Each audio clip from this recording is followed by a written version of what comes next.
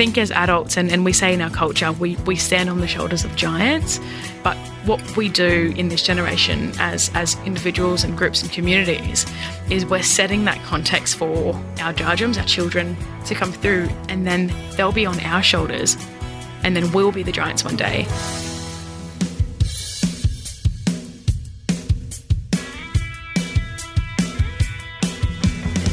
Hello and welcome to Separate Bathrooms. We would like to acknowledge the Gadigal People of the Eora Nation, the traditional custodians of this land, and pay our respects to elders both past and present. Hello, my love. Hello. How are you? I'm really good. You ready for this? I am. I'm really, really excited to talk to this couple. Yeah, we got guests today. We always get excited when we're bringing people in. And they're in the bathroom, proper in the bathroom, Yeah. which makes it even better. Yeah, which means they get a gift at the end too, which I always like. I always like doing that. Vanessa Turnbull-Roberts is a proud Bundjalung, Widjable, Wiable woman who is a human rights advocate. She's an author, a writer, and has acquired a law and social work degree whilst completing her first-class honour thesis at the University of New South Wales. She's also been named as one of the 10 change makers standing and showing up for the better future of women's agenda, and selected in the Power Generation Emerging Indigenous Leaders on Overcoming Adversity.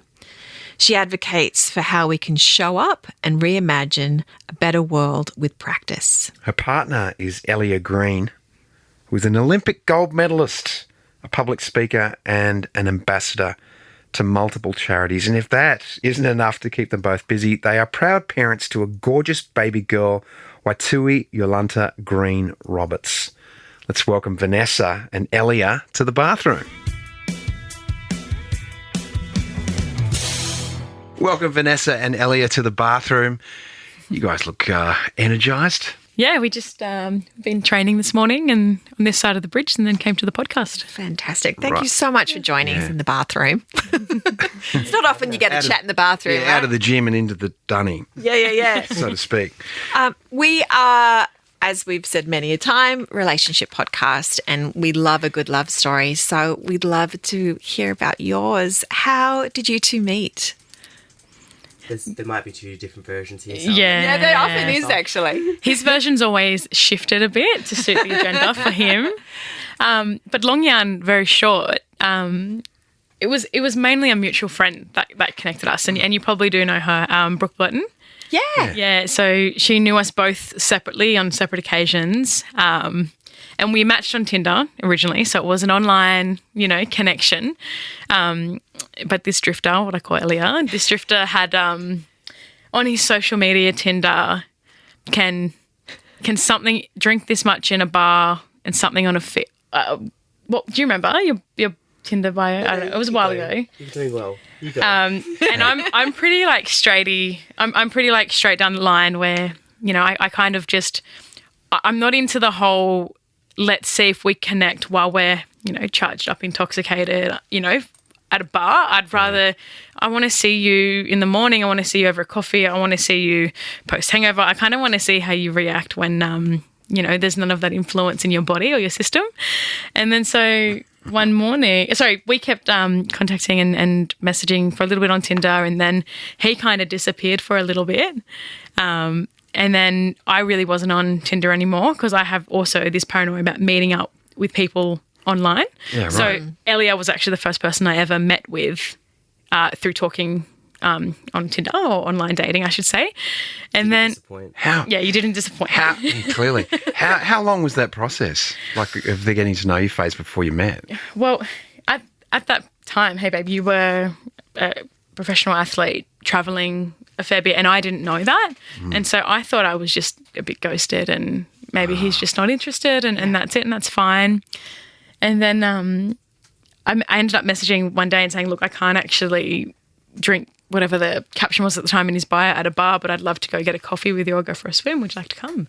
And then Ellia immediately was like, yeah, I'd love to. Let's catch up on this date when we finally got to that point. And this is the real funny part. Like, when he told me that he'd been injured from playing sport and it came to the morning of I guess, our date, Ellia had messaged me and said, hey, would you like to come for a recovery swim? I'm up early.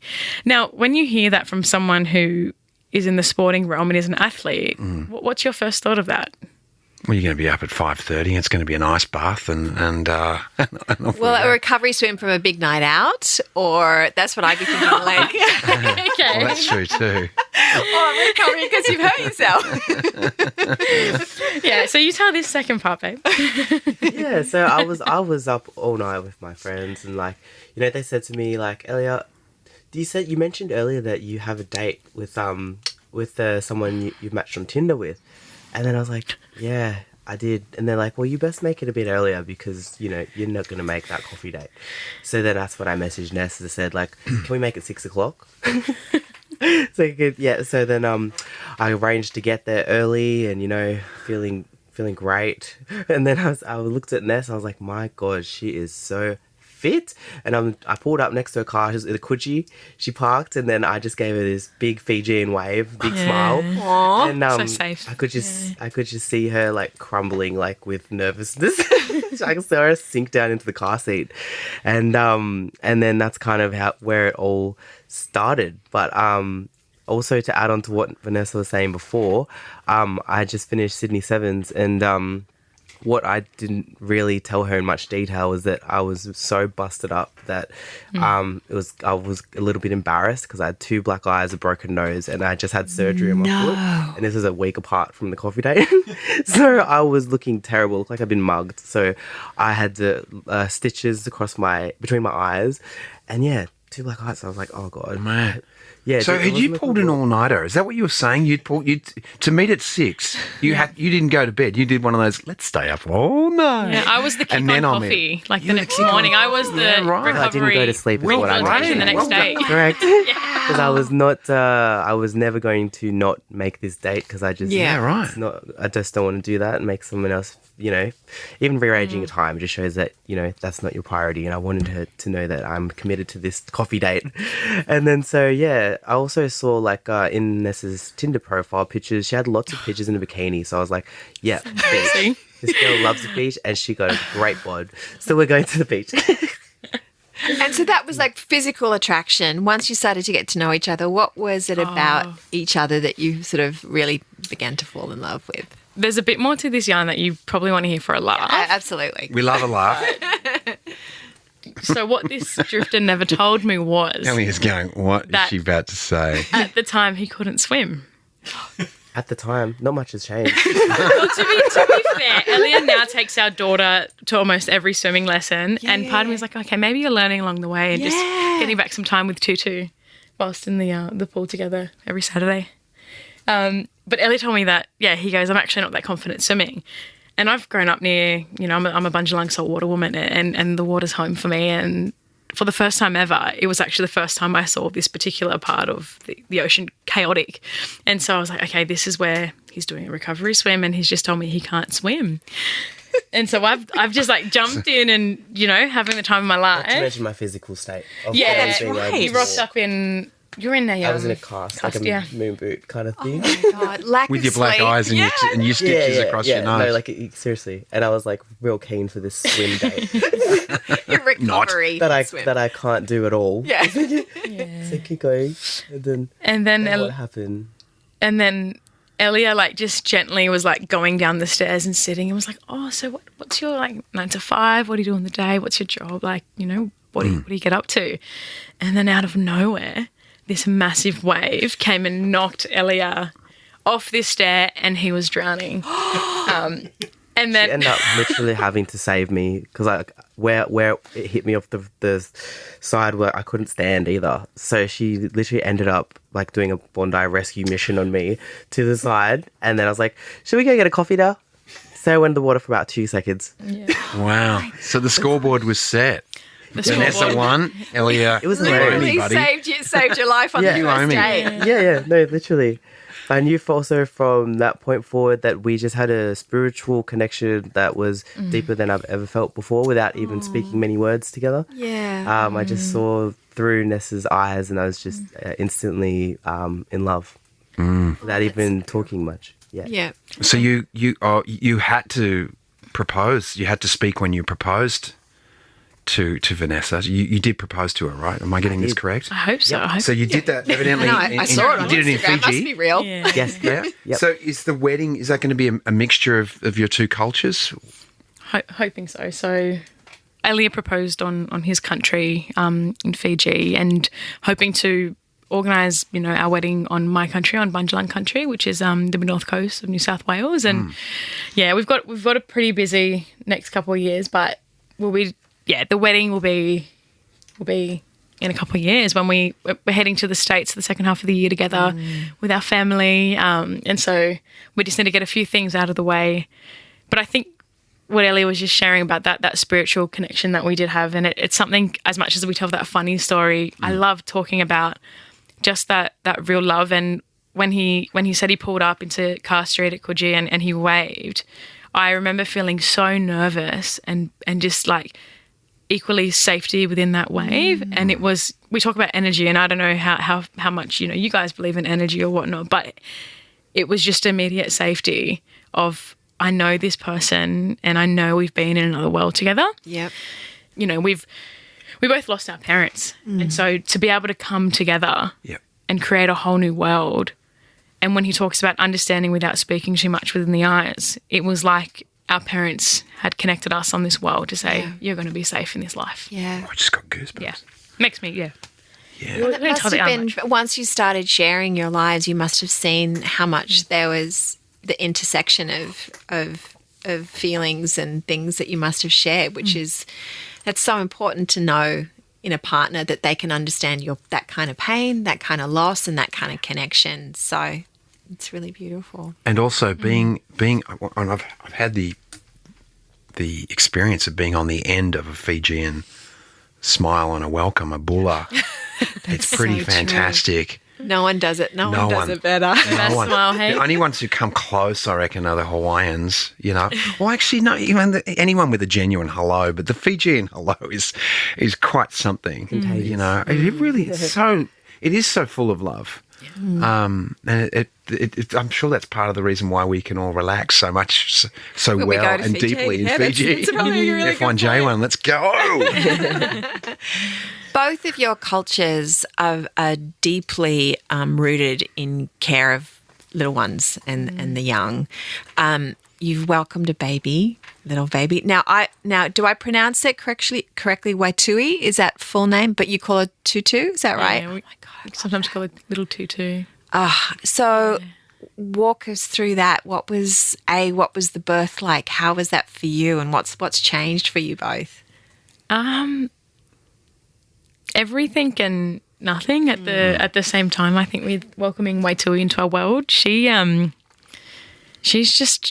a little warrior with so much love and community, and the Wai means water, and in Fijian, and Tui means chief and leader, and then together it also means rainfall, and it means warrior of the ocean. And we met by the ocean, and we've connected our cultures together, and we've been able to be blessed with a community and a family to say, here's Waitui. And so I think for us and the change, like, we've definitely lost a lot of sleep. Yeah. That's definitely happened. How old is Waitui now? She's just turned 1. So Right. she's 13 months. Is she walking yet? Yeah, she's taking right. the steps now. And Busy. yeah, she loves her food, and she's just, The best. yeah. Were you there for the birth, Ellie? Did you see her? No, I was actually at the movies. You might just end this now. I told her to call me when it's done. No. Yeah.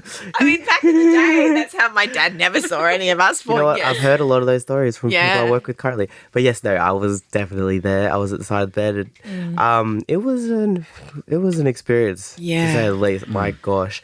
What someone goes through when they give birth is just like a whole nother level of just extraordinary. Yeah. And my favorite fondest memory of this birth was when we got to the hospital.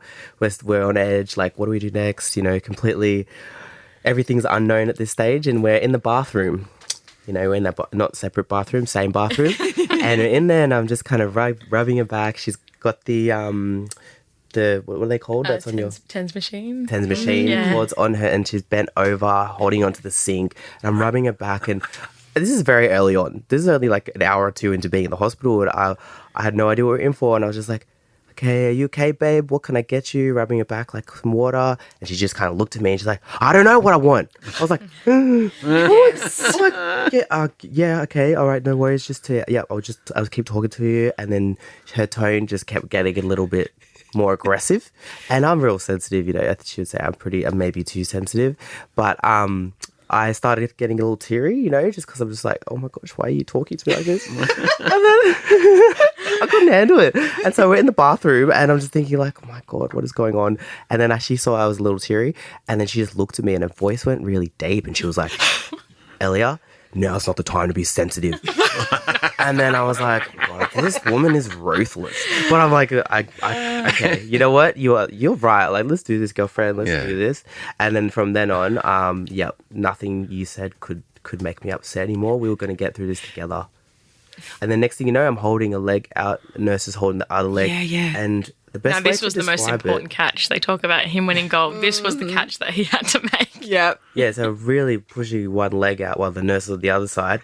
And like I was really like encouraging Ness like with all of my enthusiasm, and it really felt like when I'm on the bench press around my teammates are around me and I'm lifting anything over 110, like I'm going for a PB or something, and all my teammates like, come on Chi, you got this, come on Chi. I was literally the same, but I was doing it to Ness and I was like, come on Ness, push, you're not pushing hard enough, I know you're not. and she'd look at me dead in the eye and I'm just egging her on, and then at one point she looked like she just wanted to like punch me in the face.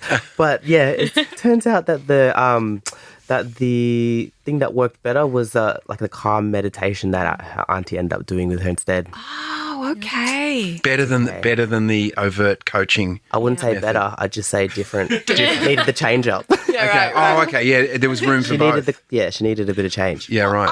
I so relate to that though, Vanessa, with you, because I remember Cam, first baby, and Cam, he had no idea what he was doing, and sort of they, in panic mode slightly, and he kept on asking me, "Are you okay?" And I'm like, "Don't ask me if I'm okay. Just tell me I'm okay. Don't ask me questions while I'm in this amount of pain. Yeah. I don't need a question. I just need you just tell me I'm good. Tell me I'm doing well."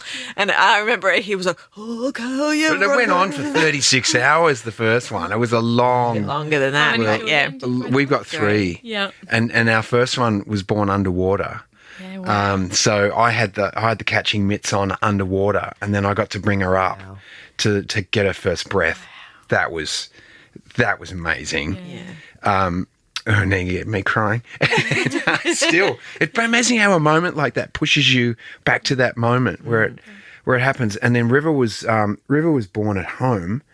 But what I was going to say to you when you said that the voice goes down, or it comes from another place. It's like get out, that voice. But Elle was like a bear in a cave, and she just went quieter and quieter and more focused. That meditation thing. Yeah, and more focused. Internal. And it was like everything was zeroing in, and it was quiet and like this heaving thing that I was not involved with anymore. And it's crazy that whole experience. It's almost like it's just you and Bub. Yep. And we're gonna get through this, and we're gonna like prepare up movement to bring you in. So We true. need the world to just quiet for 1 minute because world is about to literally come through. Like, And I think that was my being, for the first time, but that was kind of almost the mistake I kept making. I was too externalized, like what else was going on out here. And there is a lot because you're hooked up to machines or whatever is happening. But yeah, it wasn't until I went into that internal place with the baby that I was like, okay, this is where I need to be. This is where it's the two of us. And because they're going through so much as well, they're being squeezed and, you got to get this little one out. So yeah, it's an amazing. And it's like you gave yourself permission to do it in that moment too. It's like there was a lot of external stuff happening. Yeah. On all 3 births, there was external stuff happening, and then Elle would lock into that permission just to go, no, this is just like you said, Vanessa, that it's just you and the baby, and and that happens. Can I ask you, your activism work and the how you it's well documented and an amazing work that you do, has becoming a parent, has that changed your approach to the way you go about it, your work? I think, growing up in my community where I grew up, we were so disproportionately impacted by the law, and I've made that comment on numerous occasions because it's so important to talk about that side. Yeah. And within our community and our family, I've grown up seeing the way children, the way mothers, the way fathers, aunties, uncles are all targeted and profiled by these systems that are out with punitive responses as opposed to supporting communities and young people. And are you talking specifically there about your culture, about the Indigenous? I see the way it impacts people from low SES, poverty, but then I absolutely see the intersection of the racism and the racism that does exist within our community. Yeah. We just have to look literally to our backyard and look at the dialogue happening within Queensland, Northern Territory. It'll be in New South Wales where it hits the media even more, where we're now deciding to expand the prison complex as opposed to support, the circumstances of poverty and supporting a family and community. And so for me, I grew up as a child seeing the way politics and activism was still the front fire of asserting not only our sovereignty, but asserting our positionality as First Nations people, that we will fight for our babies, even in the most horrific circumstances. And so since having my daughter Waitui, my fire has only just lit even more because it's, we all say it about our babies, it's their world and we're just living in it. I think as adults, and we say in our culture, we stand on the shoulders of giants. And I said this at All About Women on the weekend, but what we do in this generation as individuals and groups and communities is we're setting that context for our jarjums, our children, to come through, and then they'll be on our shoulders, and then we'll be the giants one day, and then that generational fight will continue. And the goal is to not to need those fights, not to need those political positions, not to need to demand justice for our fundamental rights. But when I look at my daughter Waitui, we've always said she has a whole different world to where we come from. We're two people that grew up in social housing, understand the complexities of family domestic violence, recognise what the system and impact state violence does to our families and communities. But now we've built a world, Ellia's studying international security studies, and he's working incredibly well to end the racism within the sporting institutions and work in that area. And I'm doing my work, where law and social work, and together Tui now has the privileges of opportunity where we come from. We never had any of that, but the negative implications. And so we've changed that dynamic for her to make sure we're passing through that generational strength even more. Yeah. And it sits there even in the struggle, but passing that down to her where she can walk the worlds of, actually, I know where my parents come from and I know our values and ethics as a family and community, but then she can continue that fight with her positionality. And hopefully within our communities we can create liberation. That's the goal. And with mum and dad, the way you what are you, your history, your background, your study, I mean, she's got a pretty great pathway with parents like the two of you. So would you, I know you were forcibly removed at the age of 10. What would you do for Vanessa now if you could go back and help her as a 10-year-old? That's what my therapist says. Oh, we're having a therapy session, and then my therapist, she's amazing, and then we pull out the EMDR machine and we work through that stuff. What's an EMDR machine? EMDR, it's eye movement desensitization reprocessing. So it's incredible. It's as survivors in our own circumstances and stories, our certain body parts will begin to feel certain things and certain memories, because like cellular memory kind of in the right. And so there's a machine that observes this and gives you. I'm pretty sure it came from the United States, looking at like the high rates of suicide in veterans and people that have been in the army, and they realised being able to go through EMDR had really high success rates. PTSD. I just wish it was available for more people, and more people were trained in the area, and that option was there. But that question you just asked me just reminded me of therapy. But I would, if I was yarning to me at that now to the younger version of me, I'd tell her despite how unjust and wrong and how much, you make me cry, how much you shouldn't have to go through all of these situations, that you will come through and you will support your community and you'll raise a little baby that's strong, where that system will never come near her. And no matter the loss, you will always gain more strengths with community and the love that's always around, and you will survive. Like, we're survivors, and the family policing system has no idea what it does to our people and the way it fractures our families and interrupts our sovereignty processes and our kinship systems. And I just tell her that, you know, you're going to go out, you're going to understand their system, you're going to do a law degree, and then you're going to weaponize that law degree, and then you're going to say it's time to abolish it. And then you're hopefully going to build a whole community and a revolution and burn that family policing system to the ground. Okay. And that 10-year-old goes, yeah, okay. That was deep. Changed up real quick. But that's Okay. the goal. Like, we need it needs to not exist. It needs to, we need to support. No parent has a child and says, I want to be a bad parent. That's you right. know? Yeah. No Absolutely. one. Yeah. I just, when did we lose our basic humanity to love and support?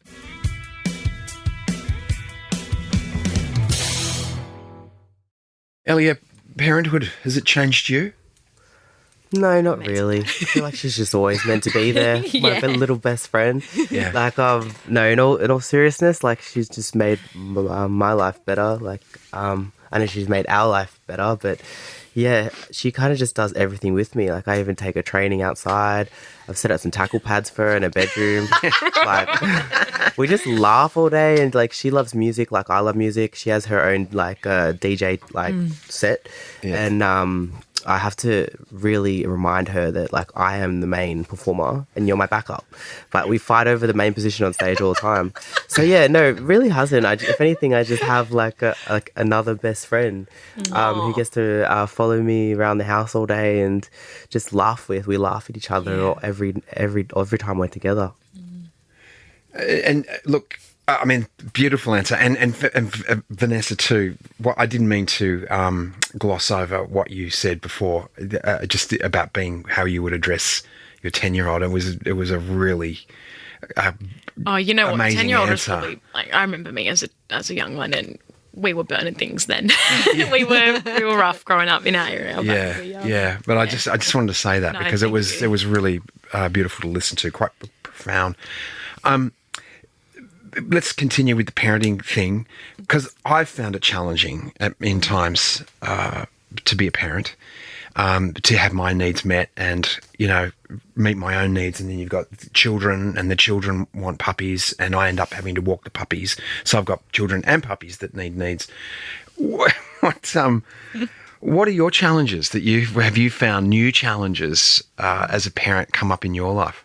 Well, the question before was definitely about like how much fun Y2E and I have together, but I'd be lying if I didn't say it hasn't been hard. Like, obviously the challenges are huge, being new parents. And I think the hardest thing that I've found so far is just trying to keep our relationship as like exciting and fun, and without having the opportunity to do the things we used to do before. Right. So finding other ways to do that. Yeah. Even when you are completely sleep deprived, socializing deprived, you know, every part of your life is just completely changed. And so how to find that fun and like humor in our relationship that we've always had, even in these circumstances, that's what we're still figuring out. What do you think, Ness? Yeah, and I think, you know, that first year, especially with your firstborn, you're working it out. Like, you're working out, what does it mean when I send my daughter to daycare? What does it mean when, you know, you have two people committed to their work, committed to the things they do outside of parenting, whilst also acknowledging that your whole identity has changed as well. Yeah. And that's okay. But I think the journey to getting to that point, to being like, okay, I may have to slow down just a little bit when you're someone who would probably move quite fast, or recognizing that, you know, whatever you do now, like it's doing things that actually benefit your children, as opposed to, if I do this, is it going to create a bit more stress, or can I take the risk? So you're really doing a lot more thinking of such when you're creating your priorities. And I think the time for like partnerships and being able to put that first, I think it's like really important to acknowledge that, to give yourself a bit of consent to the time and honour that it's okay not to have it perfect. Yeah. I think I don't know, I can't speak for everyone's circumstances with judgments and things, but you know, I have seen where people can just opt out because it is so full on and it's too much, and being able to navigate partnership and then childrenship can be like, okay, what do we do right now? It's just not working. It must be us. But I've found since our daughters actually started daycare and just going there, you know, through the week, today was so, like, we've had so much fun today. We've just been little kids. We've gone to our training session. We've come to do this, you know, this lovely podcast. We've saw some friends, and, you know, it's because we made the time to be a bit flexible on this one day. So it's making the time as well. Yeah. But it definitely has its challenges, and the sleep deprivation. It's real. That's a real thing. That's a real thing. Oh boy, it sure is. Ellie, I know that you've talked a lot about your mum and the importance of your mum in your life. How has she influenced you as a parent?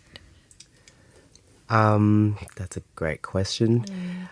I don't have to think about that too hard though, because one thing that mum carried out throughout our whole life from the moment she adopted us was her unconditional love to both my brother and I. And she showed us always in ways that I will never take for granted. And even when circumstances were like really bad in terms of like her relationships, illness, grief, being a widowed mum now too, like she had so much stress and things going just south in her life. It never changed the way that she showed us so much love in these situations. And I think that is what I will always carry through, you know, to show our baby, because, I think Ness says all the time, she said, you know, you're a problem solver. You don't necessarily panic in a moment. You'll think, hey, what can we do right now to fix it, instead of focusing on what's happened. And I definitely learnt that from my mum, because when you have to make things like, you know, right and just for your child, I think I think it's to learn how to deal with it in a way that is going to. Sorry, I've been lost a bit because you got me thinking of my mum now. Oh, yeah, I was like in a bit of a haze.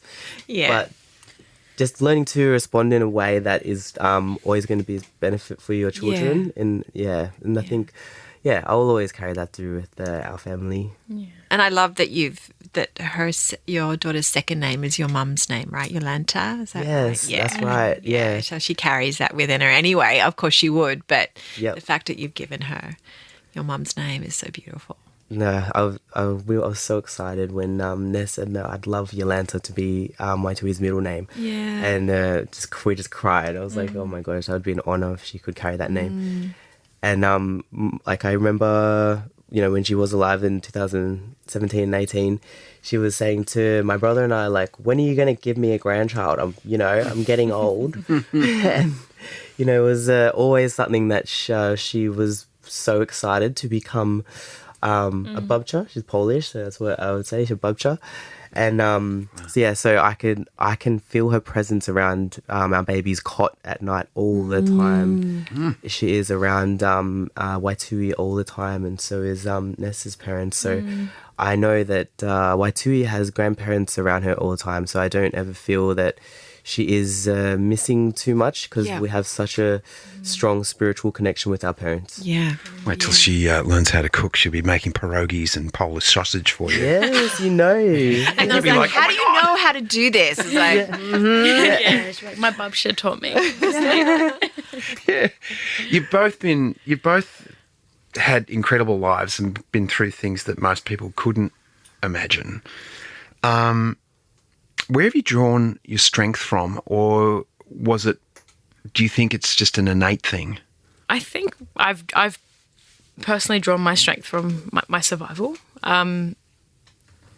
particularly when I it's funny, I spoke a little bit about this on the weekend, and I think as we get a bit older and comfortable with our stories and the work we do on ourselves, we learn that we can tell the story. That's right, and be yeah. a bit more freer in that storytelling.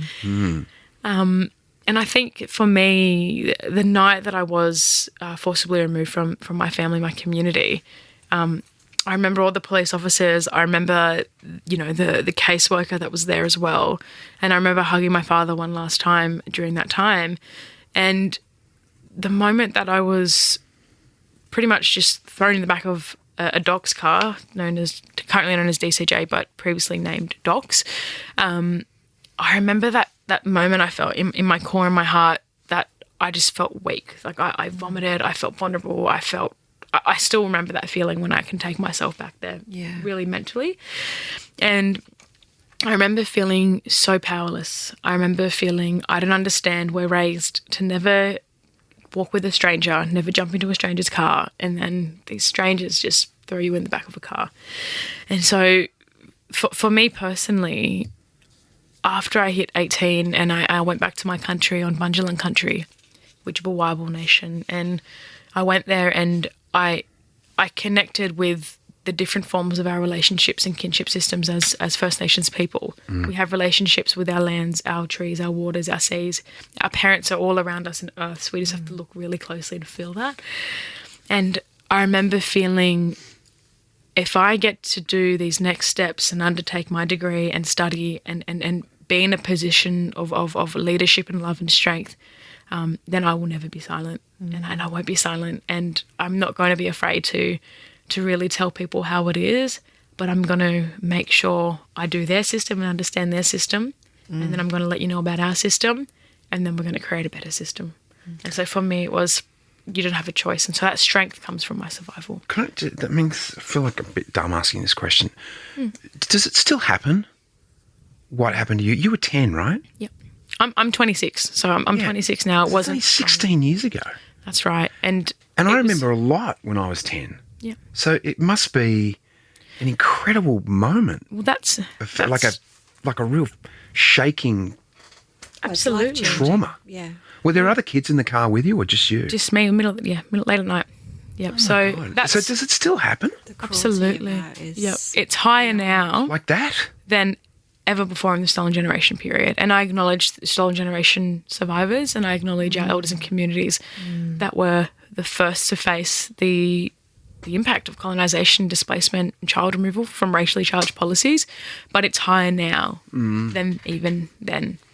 And I always say we have one too many. One too many is too many in the family policing system, but it's not one too many that we can't do something about it. Yeah. There is that number that when we look at the statistics and the data and we read it, it's not impossible to fix. It's actually possible. And this is where I try and urge, our government of the day to say it's possible to fix this crisis we're in.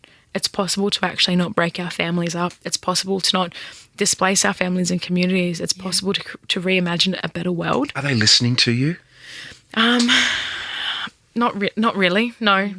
Why wouldn't they? Why wouldn't they listen to someone who's got a positive attitude and going to give them solutions which will ultimately help them be re-elected?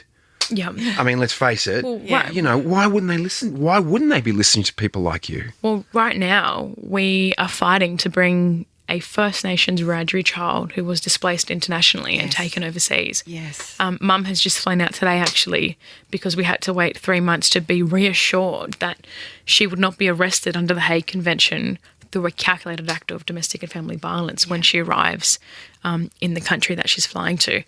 And Christmas Day, my daughter's first Christmas, as a community and as a collective, we tried to call for an emergency injunction. It drew the attention of so many people, community, and this is the Indigenous and non-Indigenous community came together. Yeah. We raised $60,000. We had 30,000 plus on signatures and petitions, but there was no.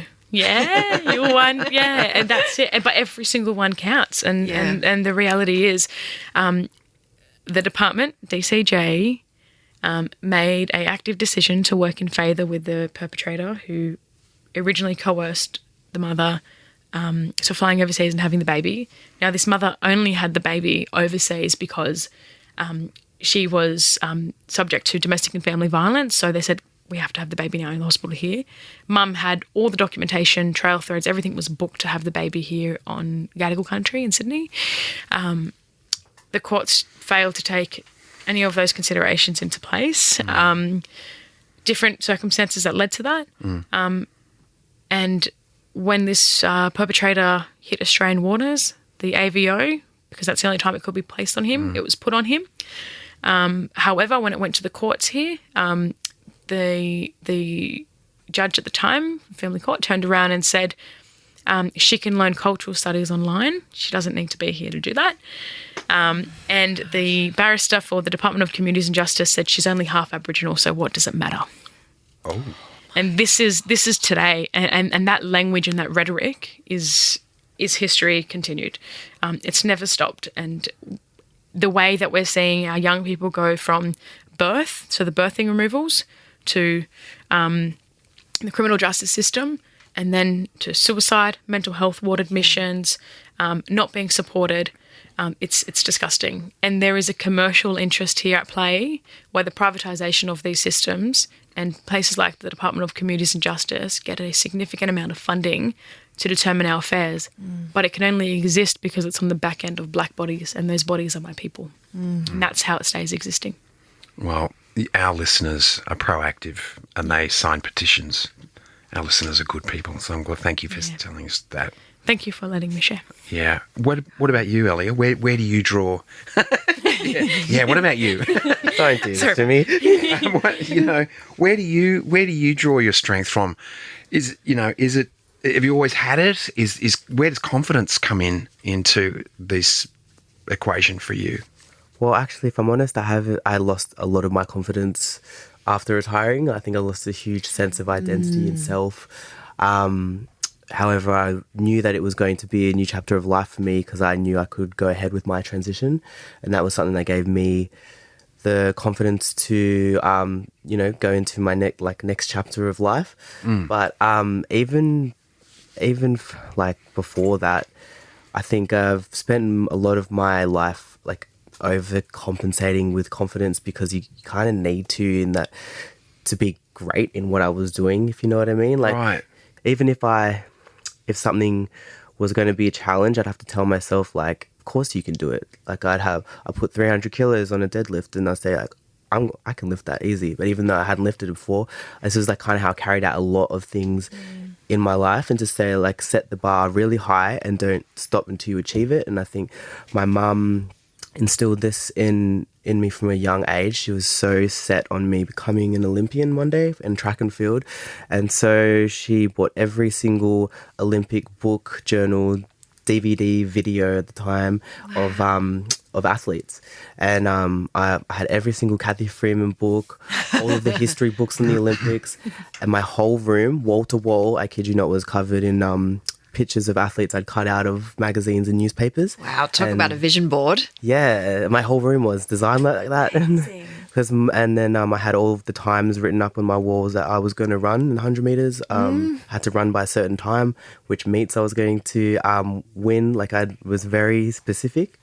And then, my mum just said, you can't take any of those goals down until you achieve it. So don't just write it there, do it. And so she was pretty brutal in the sense of she didn't think that I was completely focused. Even if I won, she was really pissed off, really angry.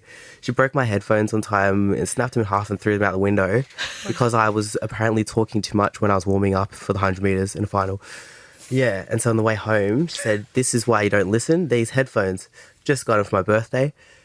There were skull candy ones. You remember those Yeah, ones? totally. They were like the Anne's pants in the Yeah, day. they were, yeah. They were even like a bit shiny, and she just snapped them in half, threw them out the window, and she said, maybe that will open your ears a bit, you know? I was like, whoa, she's crazy. But like these kinds of events that happened in my younger age, like these were all before the age of 16, Right. kind of shaped me in a way that I had like this determination that like I have to be better, And even outside of sport, I have that same mentality. So I have this a really high expectation of myself, no matter how bad situations can be or how bad I might feel mentally. I have to find a way to make it better because it's not fair on Vanessa, Waitui, or of course myself.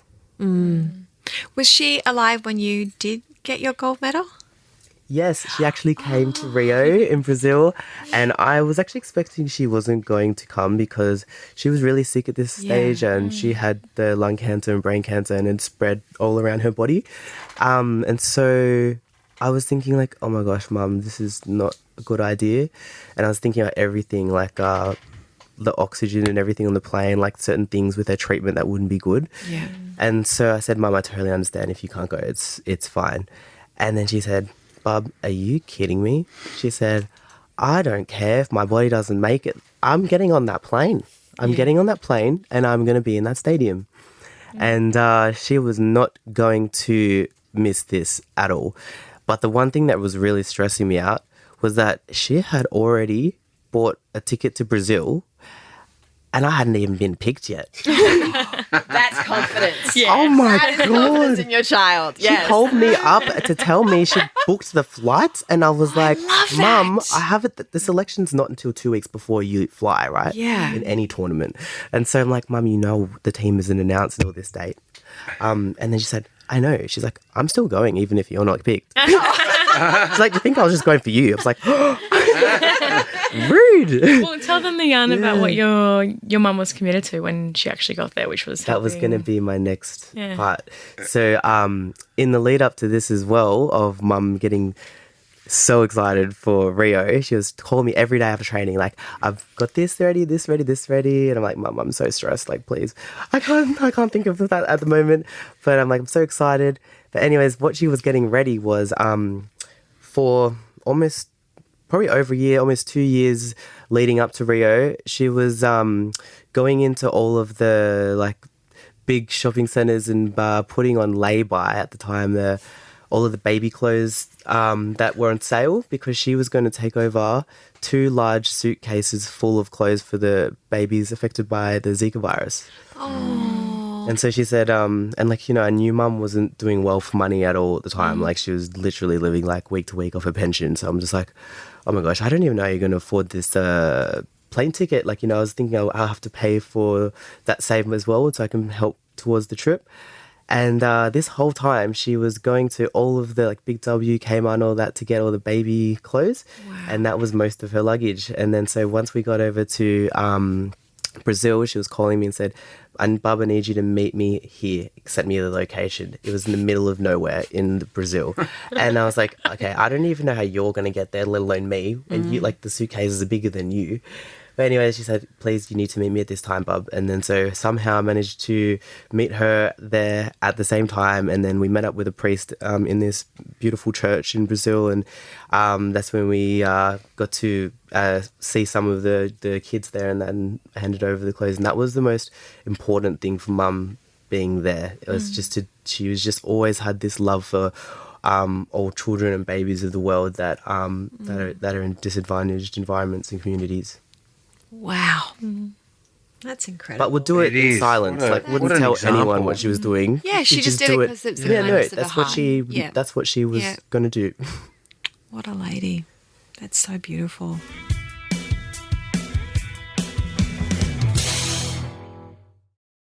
Elliot, how, you know, in Vanessa's job and the work that she does, obviously it's probably, I can only imagine how the emotional toll it takes. How do you support her with her activism work and what she goes through? How do I support you, Nessie? I would say that I support Ness in ways of just making sure that, just like the little things, if I'm honest, like I'll make sure that dinner's cooked when she gets home and the house is clean environment. Sounds like I'm making you. So basically, I am her slave. No, just It's a hot bath. no. Massage. No, in all No, seriousness. he does. The toilet seat's down. He shows up. Like, you show up. Like, What I was in going every to way. say is just doing all the things that Ness doesn't have to do so she can focus on Yeah. that work. Yeah. Then, like, I know that the work that Vanessa does is just so emotionally and mentally and physically, like, consuming of Ness. She puts so much of her heart and energy into everything. And like Ness said before, on Christmas Day, like, I was looking around, we went to the beach with Waitui and all the families were having such a fun time, looked like it, everyone was enjoying themselves, and Ness was just on her own in the corner on the computer, on the phone to this mother for hours, and to lawyers, to barristers, and I'm like, this is the type of woman that Ness is, and I that is probably one of the things I love most about Ness, is that no matter what situation we are in, how much fun is around her, she will always focus on what's needed to do first, which is helping others, and I love that about her. And so I will do anything to support her, even if that means like I have to take time off work because she needs to do work, or just little things. Yeah. Giving her a foot rub. Yeah. That's support. I think I'm very lucky in that sense where, like, he always asks me, what do you need in this particular case that you're working with, or how can we help you at home, or what's needed. And one of the things I love about being with you, Bub, is like, it's he reminds me of like the joy as well. Like, he's been through such significant things in his world that he's also a survivor, and his story is power. And I've seen him go through the most darkest days to the most brightest days. I've seen where we've been in a house where I've been pregnant and we couldn't open up any sunlight because of experiences that he faced from, being on particular television shows where there was abuse, and, we've had to pick him up, and I've picked him up from mental health facilities where, he's been suicidal, and we've sat in darkness in the house, and then I've seen him fall into his power, speak in front of thousands of people and say you're not alone, for someone who I know has felt so alone even in a room full of people at the same time. Yeah. And I think, like, because of the experience that I think you've been through and that I've been through, and then when we come together, he just, we have these moments where we're like, no, but we're also allowed the joy. We can do this fight, and we want to make it better. We want to contribute to this world. But then I have this love who's just like, no, we can also have joy and love, and we can have the wedding if we want that, and we'll have all the children when we want it, and we'll have the open door policy in a home with no bounds. And he's for that ride. Like, I just wouldn't, like, I'll never forget this one yarn where there was this family we were helping, and there was about 10, 11 kids, and he was at training, a pretty intense training day. And I just called him. I said, Bub, just so you know, there's about 11 kids at home. And we're probably we have to try and get him a house because we don't want the kids to be removed from the family. She called me to say that she's taken in like a family that's become homeless, and there's 10 kids in our 2-bedroom apartment. Yep. And 3 adults, 4 adults. Right. And I'm at training. I'm like, I was telling my teammates, like, Ness just brought home a mob of 13, like a family of 13. But he was like ready, like, I was like, that's ride or die. Like, Yeah. The kids come in the house, and I got out all my Aussie kit. I said, do you like footy? What do you want to take? And they were like, oh my God. All of a sudden, the situation was really exciting for the kids anyway. Yeah. So all of that. Where does humour and like you said, joy, but laughter and humour? How do you guys get that going? Because I imagine through the darkness to come out of that. I wish I could send you guys in videos of Ellia to add to this, but he's the funniest person I've ever met. Like, the funniest.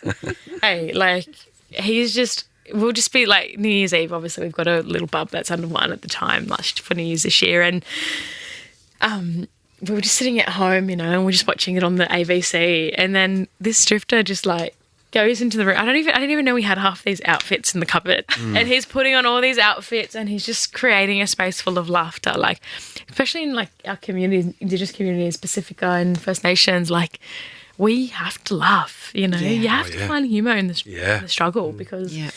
I didn't want Ness to feel like she's missing out on a concert because she's, you know, they're old. very I've got a kind of baby you. at home. Like, Yeah. don't you worry, honey. I got a performance for you. So Yeah. I'm always ready to perform for Vanessa, always. yes. And she's not the always videos ready I to see it. send you. But she has no choice. There are things like I share a little bit on some socials about the stuff that's like probably, you know, go against community standards. It's Can't bring it all out. Yeah, can't bring it all out. Oh my God, I love it. Yeah, you're amazing. You know that. Vanessa, you are a 2023 Fulbright Australia scholar. How did you feel when you received that, and what does that mean for you, and what doors have opened up as a result?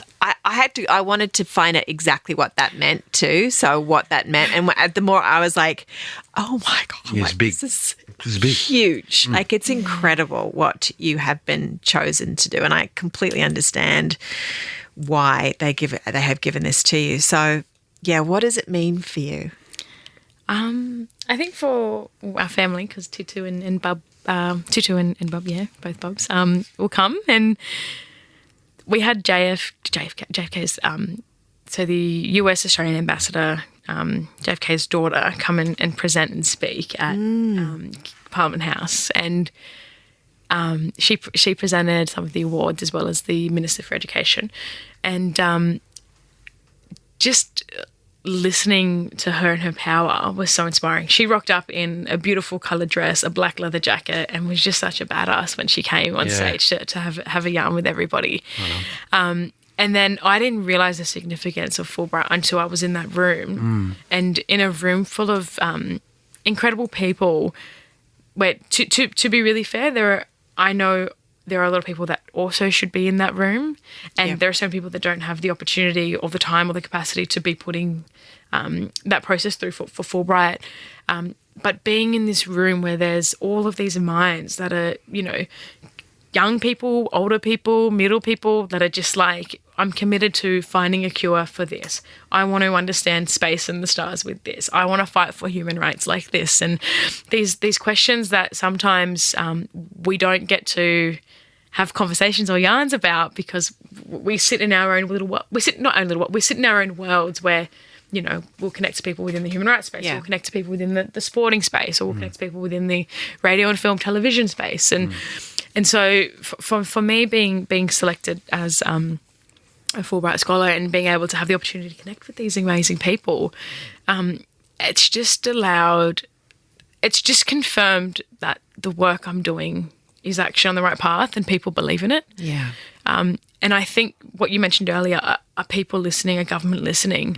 Sometimes we're not warranted a seat at the table because people don't know that there are actually other conversations to be had. Very cool. And what this does is it allows me to take this to the world, to the international stage, to connect with some of the most extraordinary people within this field who are doing this work. And we get to connect and share our research, and then we get to work together, and I get to bring that back, and hopefully I am invited to those tables where I can say, this is what works and this is how we can actually create a better system for our children and young people. We're not dismissing that there aren't issues that do exist, and, you know, we do need to have support systems in place that say we can help you and this has been identified, but there's a better way we can do it without, you know, recommitting colonisation every day in the lives of Indigenous people. And so I get to head to the US, connect to all different parts of that nation, connect to Canada, bring my beautiful family with me. And How long and where specifically in the US will you go to? so it'll be about 5 to 6 months, and it'll be based in Pennsylvania, Carey Law School, with incredible Dr. Dorothy Roberts, who's an incredible abolitionist, and the work she does is phenomenal in the field of family policing. And it'll be connecting with New York, Washington, travelling throughout, and then places in Canada that are leading this work. We're very behind in Australia when we talk about this stuff. And people do want to help. I get so many people saying, how can we help? What can we do? I'm going to create the vision even more, and then bring that back to say this is how we do it. Yeah, Fantastic. It is. I've got so much more I want to talk to you about because you touched on just the words flying by me, and I'm saying, I want to. But we do have a time limit. I just wanted to say, let me get this right. Vanessa wrote on her Instagram, she wrote this. Before the new year came into movement, my love wrote wanting to get back to his confidence. A vision board we created already being acted into practice. You did talk about your room and having all those pictures.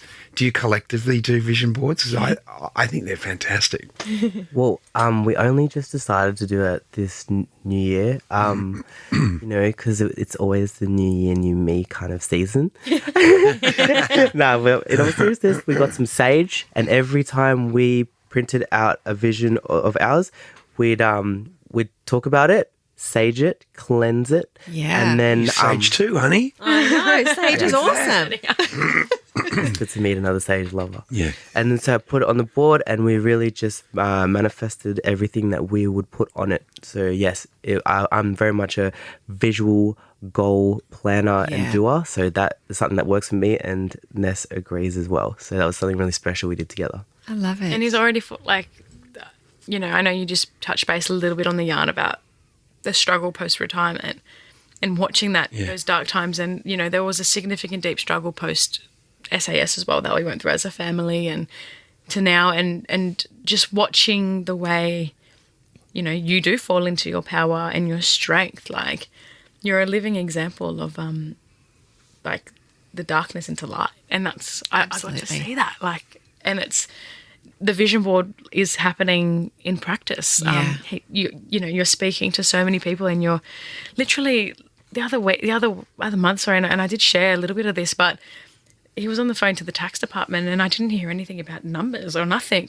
All I heard was, "I hope your child's okay, and let me know, and here's my email." And it turns out that the child is transitioning, and the mum needed a bit of support with understanding that.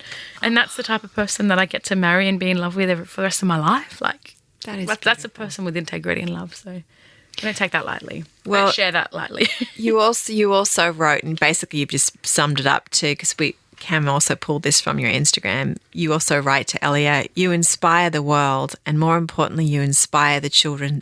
I'm going to cry. And inspire the children so afraid to be themselves. Thinking that they can't be an athlete, they can't have children, they can't marry the love of their life. But you remind them and all of us that it's possible.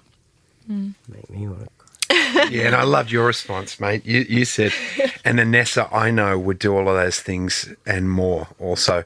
That is what I love about you most, Nessie.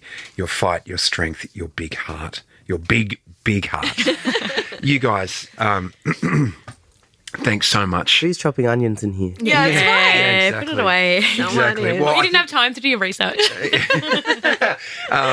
we do, now that we've chopped the onions and we're all smelling like onions, we get to jump in a shower very quickly. This is called the 2-minute shower, so we keep our answers short, we conserve water, and we'd like you to both answer You're the going to be okay question. with 2-minute shower? Yeah. Are we jumping in a shower? Yeah, we are. Al's just going to turn it on now. Yeah. Okay, so we just both answer the question and just keep your answers short. What do you miss when you're not together? I miss laughing. Like, he just makes me laugh. I miss, when we're not together, I miss laughing, and I like to be alone. I know I don't like to be alone. I love to be, like, that's, yeah. We want to be I'm not lying. Yeah. All right. Is there a time in your life that you would like to revisit? Oh, Time with my mum. Yeah. yeah. That's right. I'd like to get the time back stolen from. Yeah. Who's funnier? Y2E. Good save. I know. I think we may have already discovered that already. My knees started buckling. This may be hard to keep this one short, but what the world needs more of is Kindness. Remembering that justice is love. Justice is love. Describe each other in one word. Sensitive. Staunch. Never had staunch before. I'm not sure that we've had sensitive either. Not have. I Staunchly couldn't sensitive pick or between sensitive? sexy or staunch. Yeah. But I thought staunch because In my gym gear bag. Stexy? Could we combine the two? Stexy? Yeah, I No, like that doesn't work. Well, look, having you two in here has been incredibly special. I am so inspired by both of you. I am so proud to know that you are representing Australia over in America. That is just a phenomenal thing. And the work that you're both doing is changing lives. So thank you so much for joining us today. Thank you. Thank you thanks for having us. It's been awesome. A whole lot of energy has just left the bathroom. That was amazing. I know I said inspirational, but I mean, what powerful, kind, incredible people they are. Young, too. I didn't realise Vanessa's only 26. Yeah. And what she's already achieved in her life and where she's going to go from here is only upwards. I mean, her time in America and what that will create and the changes that I can only hope and pray that we can make in Australia with the work that she's doing. Yeah, well, by the sounds of it, like she did say, she said a lot of these people in positions of power don't really understand, don't even know to ask the questions, right? So her being around the people who are involved in the Fulbright gives her incredible opportunity to learn, but come back informed and hopefully get in front of our decision makers that we elect to make change. Yeah. You know, it's just I just love it. And it makes me also feel that given how young they are, that people under 30 are thinking deeply and making massive changes about things that they are taking the world into change. We are evolving. And it's also, again, when you speak to people like that have risen out of their trauma like phoenixes, basically, in order to use that trauma to burn through, as she was saying, and use it for change, for good, to help others. Superheroes. They are incredible. Superpower. It is. It is. So we hope you enjoyed this episode of Separate Bathrooms. We sure did. Yeah, please rate us. That helps us get the word out. So rate and review us wherever you're listening to us, and we'll catch up with you next time on Separate Bathrooms. Thanks for listening.